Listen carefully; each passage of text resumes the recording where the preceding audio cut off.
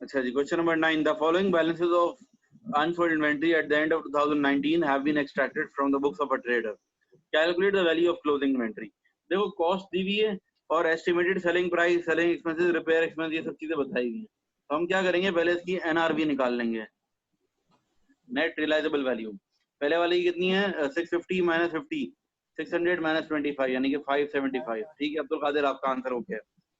अच्छा नेक्स्ट है 600 estimated selling price है, सेलिंग एक्सपेंस कितने 200, तो 400 हो गई इसकी एनआरवी। तो पहले वाले को रिकॉर्ड किस पे करेंगे, कॉस्ट या एनआरवी में से जो कम होता है उस पे रिकॉर्ड करते हैं, तो एनआरवी पे रिकॉर्ड होगा पहला। दूसरा वाला कॉस्ट पे रिकॉर्ड होगा कि एनआरवी 400 आ रही है, कॉस्ट 300 आ रही है। ठीक है, तीसरे वाले को रिकॉर्ड किस पे करेंगे, देखते हैं 400 की सेलिंग प्राइस है, माइनस 100, 300 माइनस 25, तो 275 एनआरवी हो गई। और कॉस्ट कितनी है 250, तो कॉस्ट पे रिकॉर्ड होगी, जो कम होता है उस पे रिकॉर्ड होती है। लास्ट वाला है माइनस 350 माइनस 150, 4500 एनआरवी हो गई। कॉस्ट भी 4500, एनआरवी भी 4500 के दोनों में से किसी पे भी रिकॉर्ड कर लो, बात तो एक ही मर्जी, हम जिसको भी कॉस्ट पे ही कर लें, चलो एक ही बात है, दोनों में से जिस पे भी कर लें सेम आंसर आएगा। जब दोनों की वैल्यू सेम आ जाए तो हमारी मर्जी, हम किसी पे भी कर लें। ठीक है, लेकिन वैसे आमतौर पे क्या होता है, दोनों में से जो लोअर हो उस पे करते हैं। टोटल क्या हो जाएगा हमारा, 575 प्लस 300 प्लस 250 प्लस 4500, 5750।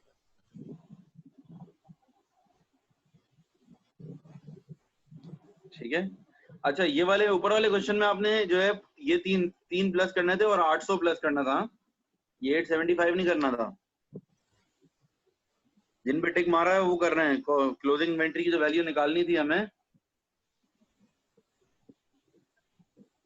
तो 800 प्लस 875, ओ सॉरी प्लस 550 प्लस 1800 प्लस 2100, ये करना था। टोटल से क्या आ रहा था, फिर 5250 हो जाएगा सर। बेटा आवाज थोड़ा जोर से बोलो, आवाज कम आ रही है, सही नहीं आ रही। 5250 हो जाएगा फिर। 5250 आ रहा है अभी। अच्छा पहले आपने 875 ही शायद कर लिया होगा।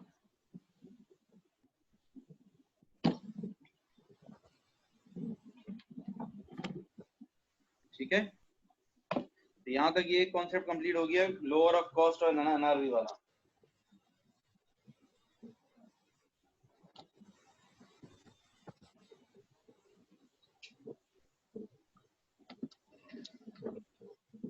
दूसरे वाले का टोटल क्या आ रहा है, 4500 और 250, 4750, 300, 5050 और 575, 5625 आना चाहिए मेरे ख्याल से।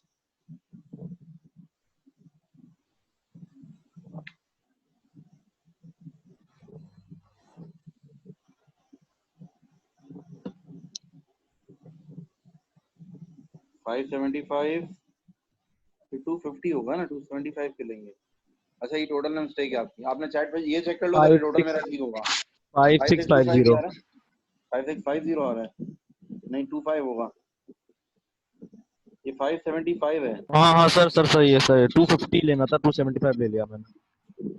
ठीक है, तो यहाँ तक क्लियर हो गई बेटा बात, एक कॉन्सेप्ट क्लियर हो गया, ये क्या है लोअर ऑफ कॉस्ट और एनआरवी वाली बात।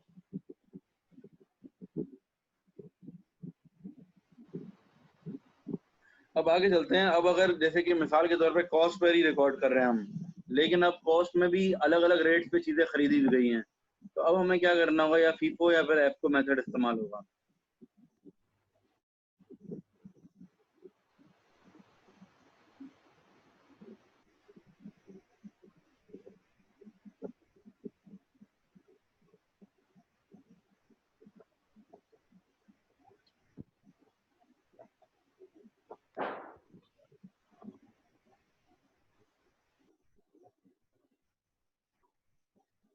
कैलकुलेट द इन्वेंट्री यूजिंग, अच्छा अब रूल क्या है, देखो क्या कहते हैं, फीफो और एफको मेथड जब हम यूज करते हैं ना, तो हमारे पास दो इसमें मजीद जो है, फीफो में भी और एफको में भी, दोनों में दो तरह के मेथड्स हैं इनको सॉल्व करने के। और फीफो को मुझे सॉल्व करना है, फीफो में भी एक होता है परपेचुअल मेथड।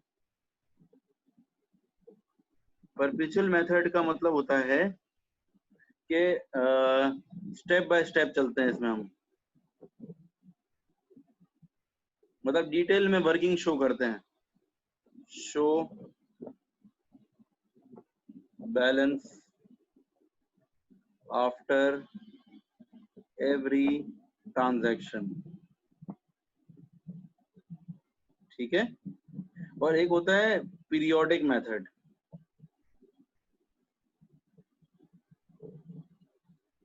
ये बेसिकली डायरेक्ट मेथड कहलाता है, जिसमें डायरेक्ट आंसर आ जाता है।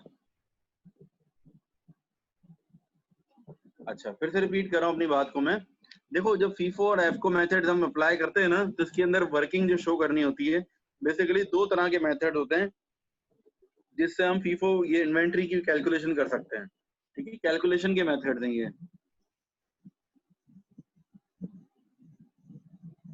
मतलब फीफो के अंदर भी ये दोनों मेथड अप्लाई होते हैं और एफको में भी दोनों होते हैं।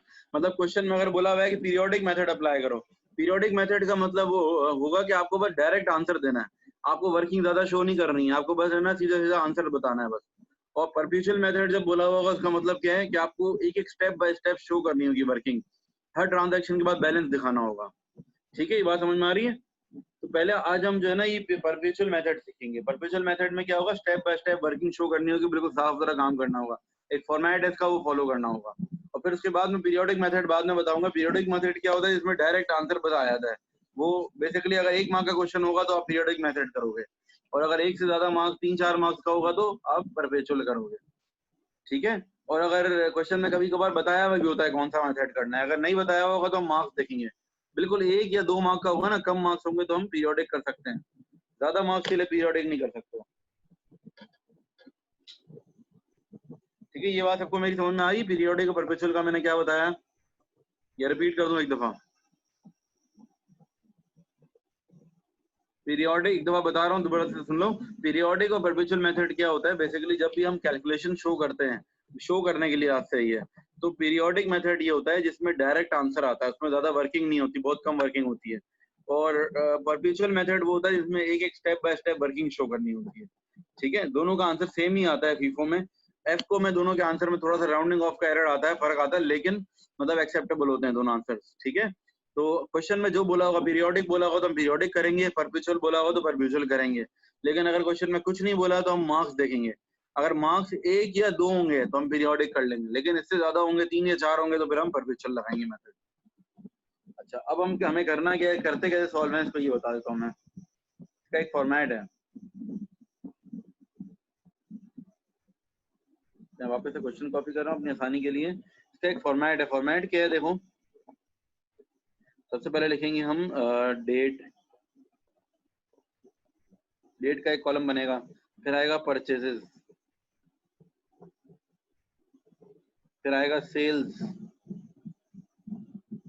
और फिर बैलेंस। अच्छा, अब आप लोगों ने मेरे साथ एक काम ये करना होगा, प्लीज एक बंदा जो है ना वो कैलकुलेटर हाथ में रख ले, क्योंकि इसमें कैलकुलेशन काफी ज्यादा है। आप लोग मुझे कैलकुलेशन साथ साथ करके बताएंगे ताकि मैं सॉल्व करता जाऊं, जल्दी जल्दी होता जाए, ठीक है। कैलकुलेटर प्लीज हाथ में रखो और माइक ऑन कर लो, बताते जाओ मुझे वैल्यूज।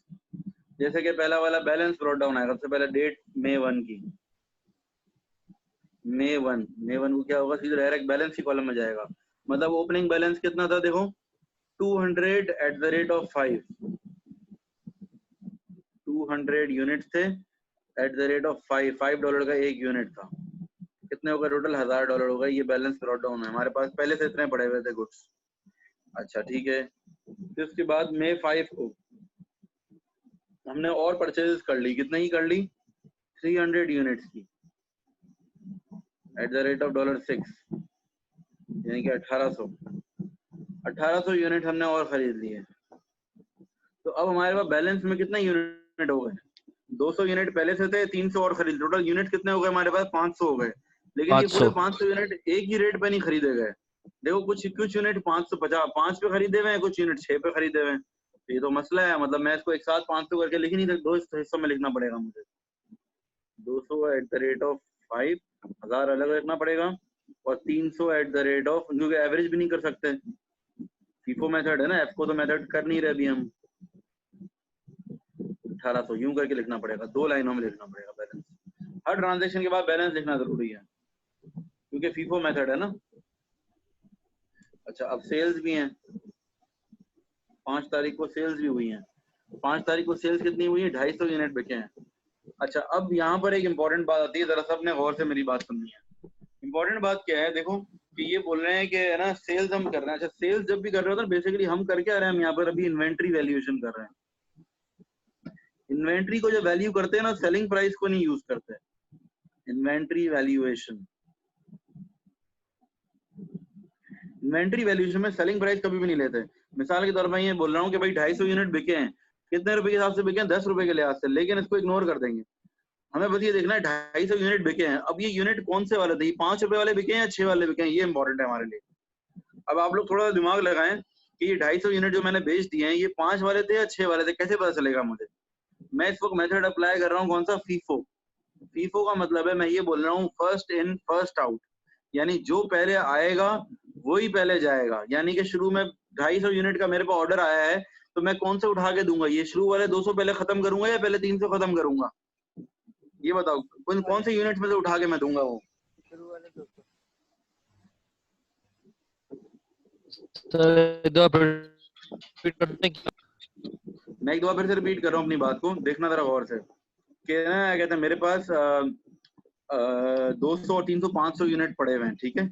अब मेरे पास कस्टमर का ऑर्डर आया कि भाई 250 यूनिट भेज दो। जब 250 यूनिट का ऑर्डर आएगा ना मेरे पास, तो मैं कौन से 250 यूनिट कहाँ से उठा के दूंगा उसको? ये 5 रुपए का जो मैंने खरीदे हुए ये वाले उठा के पहले बेचूंगा, या 6 रुपए के खरीदे हुए पहले ये वाले बेचूंगा? सर पहले 205 वाले बेचेंगे, 5 5 5 वाले रुपए वाले, बेचूंगा, $5 वाले, हाँ हाँ, फिर और 50 50 उसमें जो है से वो 6 रुपए निकालेंगे। वाले। बिल्कुल जी सही, परफेक्ट, बहुत अच्छा आंसर दिया आपने। मैं फिर से रिपीट कर देता हूँ। देखो, मेरे पास अगर 250 यूनिट्स का ऑर्डर आया है, क्योंकि मैं फीफो मेथड पे बिलीव कर रहा हूँ, मैं इस वक्त फीफो मेथड को फॉलो कर रहा हूँ, तो मैं क्या बोलूंगा? जो पहले आया, FIFO means first in first out, first in first out, मतलब जो पहले आया है वही पहले जाएगा। इसका मतलब क्या है कि जो पहले ये 250 यूनिट जो पहले खरीदे गए थे, पहले इनको निकालेंगे हम। 250 यूनिट का जैसे ही ऑर्डर आया 200, तो मैं ये $5 वाले निकाल दूंगा, और 50 यूनिट फिर नए वालों में से मैं यूज करूंगा, ठीक है। तो ये हो जाएगा 300। अब बच कितना यूनिट गए मेरे पास? अब मेरे पास जो है 250 बच गए, 250 बच गया, और ये 250 कौन से वाले हैं? $6 वाले, 6 $6 वाले। ठीक है। यहाँ पर बस एक चीज के बच्चे कंफ्यूज होते हैं ज्यादातर, वो बोलते हैं सर ये 10 रुपए का बेचा है सेल्स, तो आपने ये 5 और 6 क्यों लिया है? बेसिकली वो सेलिंग प्राइस को इस वक्त इग्नोर करना है। आप इन्वेंट्री वैल्यूएशन कर रहे हो, आपको ये देखना है कि ये जो मैं बेच रहा हूँ ये कौन से वाले यूनिट बेच रहा हूँ। ये आपको सिर्फ कंफ्यूज करने के लिए दी हुई है सेलिंग प्राइस, इसका कोई काम नहीं है, ठीक है। हर ट्रांजेक्शन में आपको सेलिंग प्राइस इग्नोर कर देनी है, ठीक है। इसी तरीके से अब आगे चलेंगे हम। मजीद परचेज हुई है 6 तारीख को, 6 तारीख को, 8 तारीख को, सॉरी 8 तारीख को परचेज हुई है 250 यूनिट्स की एट द रेट ऑफ 8, मतलब 2000 यूनिट खरीद लिए मैंने। अब मेरा बैलेंस में क्या बचा? हर ट्रांजेक्शन के बाद बैलेंस तो शो करना ही लाजमी है। 250 पड़े हुए थे $6 के लिहाज से, 1500, और मजीद 250 खरीद लिए 8 के लिहाज, ठीक है। ये मेरे पास बैलेंस में चले गए। अब बेचने कितने? 325 यूनिट। जब 325 यूनिट बेचने हैं तो मैं पहले कौन से बेचूंगा? ये पुराने वाले 250 पहले खत्म करूंगा,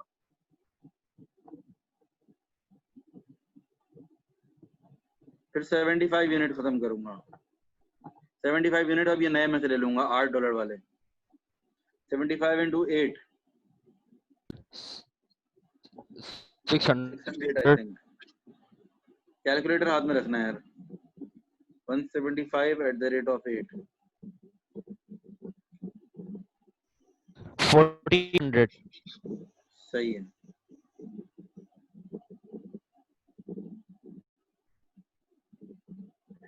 ओके, ये हमने 8 तारीख की दोनों एंट्रीज कर ली।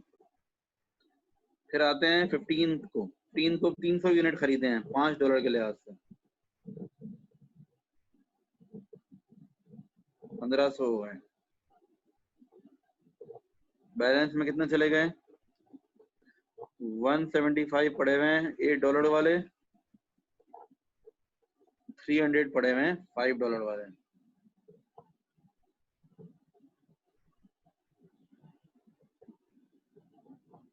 $1400 के हैं और 300 इंटू 5 1500। 15 को बेचे भी हैं, 275 यूनिट बेचे हैं, तो 175 पुराने वाले ले लेंगे पहले ये खत्म करेंगे ऊपर वाले, हमेशा पहले ऊपर वाले खत्म करने होते हैं क्योंकि हम फीफो मेथड अप्लाई कर रहे हैं।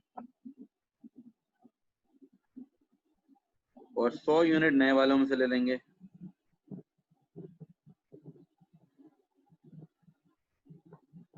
सर 5 से नए 8 वाले $5 के हैं,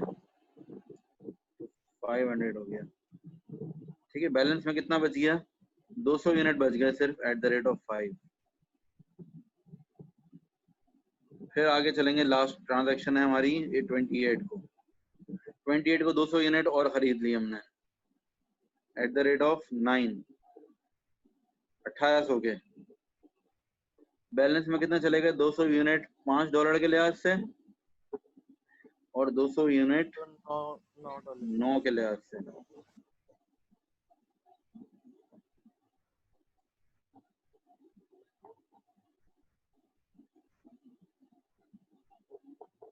और 28 को सेल्स भी हुई हैं कुछ 125 यूनिट्स की। ये 125 यूनिट पुराने वाले जाएंगे, $5 वाले जाएंगे। 625 बच गए यहाँ के 75 यूनिट्स $5 वाले और 200 यूनिट्स $9 वाले।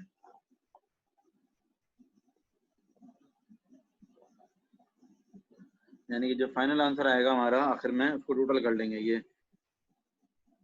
2175, ये हमारा फाइनल आंसर है।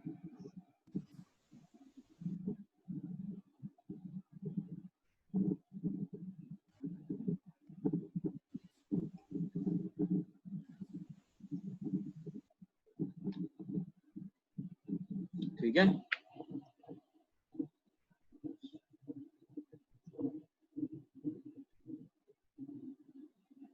यहाँ तक किसी का कोई क्वेश्चन हो, कोई कंफ्यूजन हो तो पूछ सकते हैं।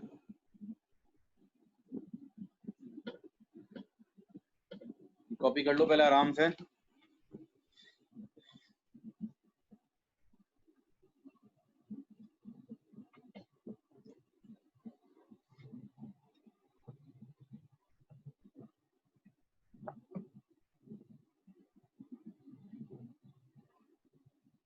ठीक है, यहाँ तक कोई सवाल है तो पूछ लें प्लीज।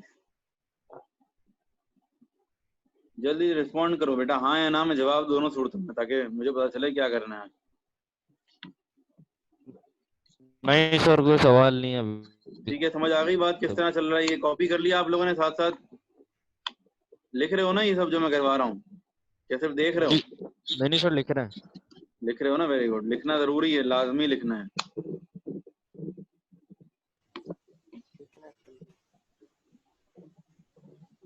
ठीक है, चलो आगे चलते हैं। कंप्लीट कर लिया, मैं आगे नेक्स्ट क्वेश्चन पे चलूं।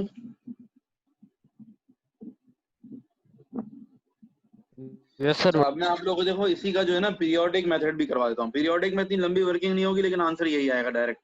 शॉर्टकट है पीरियोडिक, जो है ना डायरेक्ट आंसर आएगा उसमें।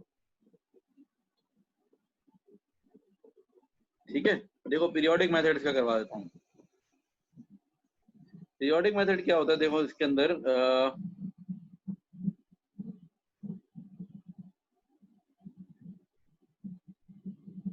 पीरियोडिक मेथड इस तरह से हम करते हैं कि हम पहले जो है ना एक काम करेंगे, लिखेंगे balance brought down. Number of units की बात हो रही है। बैलेंस ब्रॉट डाउन के कितने? 200 यूनिट है। स्टार्टिंग में 200 यूनिट्स थे हमारे पास। परचेजेस कितने की हमने यूनिट्स? परचेजेस हमने कितने यूनिट्स की करी? शुरू में 300 लिए, फिर 250 लिए, फिर दोबारा 300 लिए और फिर 200। टोटल यूनिट हमने कितने खरीदे? परचेज कितने यूनिट्स किए? 300 और 250, 550 और 300, 850 और 200, 1050 यूनिट्स परचेज की। सेल्स कितने यूनिट्स कर दिए? 250 प्लस 325 प्लस 275 प्लस 125, इन सबको ऐड कर लेंगे। 975। देखो 325 और 2 9 कितना आ गया 975। इसको माइनस कर देंगे, ये माइनस कर देंगे तो हमारे पास आ जाएगा ये बैलेंस 75। Carry down closing. नहीं नहीं नहीं नहीं, हमारे ये पास आ ओपनिंग जाएगा इन्वेंट्री,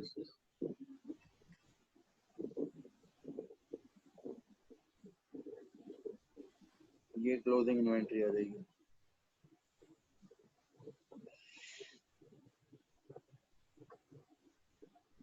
टू 275 यूनिट बच गए आखिर में हमारे पास। ठीक है, आखिर में जो है 275 यूनिट बच गए। ठीक है, अब हमें ये पता है कि फीफो मेथड है। फीफो मेथड का मतलब क्या है कि जो यूनिट पहले खरीदे होंगे वही पहले बेचेंगे, यानी कि ये आखिर में जो यूनिट बचे हुए हैं ये कौन से यूनिट्स हैं? ये वो यूनिट्स हैं, these are those units which are purchased in the end।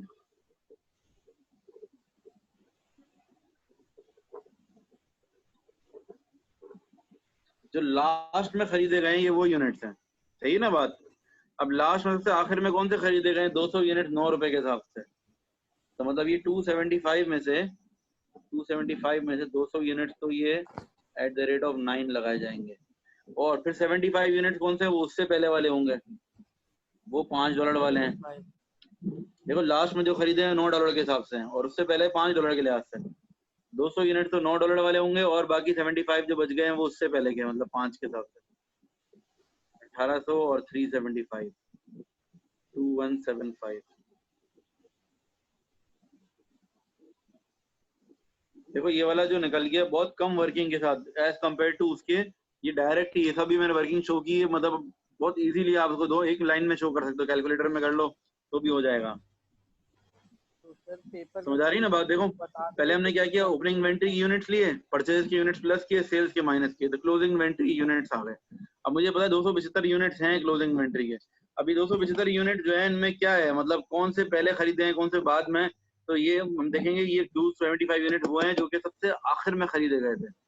सबसे आखिर से स्टार्ट करेंगे, आखिरी यूनिट 9 रुपए का था और 200 यूनिट खरीदे थे, तो 275 में से 200 यूनिट तो यही निकल गए। फिर 75 बच गए, वो उससे भी पहले वाले होंगे, तो 9 से पहले हमारा जो रेट था वो क्या था? 5 का रेट था।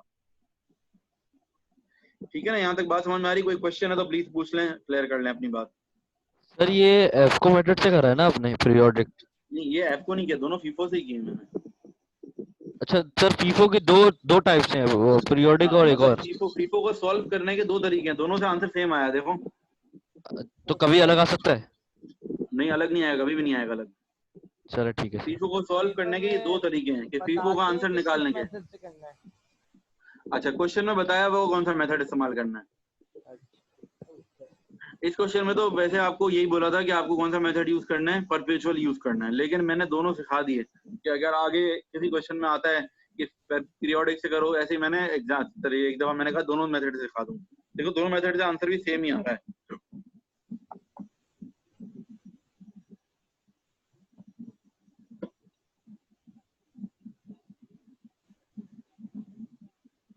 ठीक है, आप लोगों ने कर लिया कॉपी? Yes sir. कोई कंफ्यूजन है तो पूछ लें प्लीज। No sir.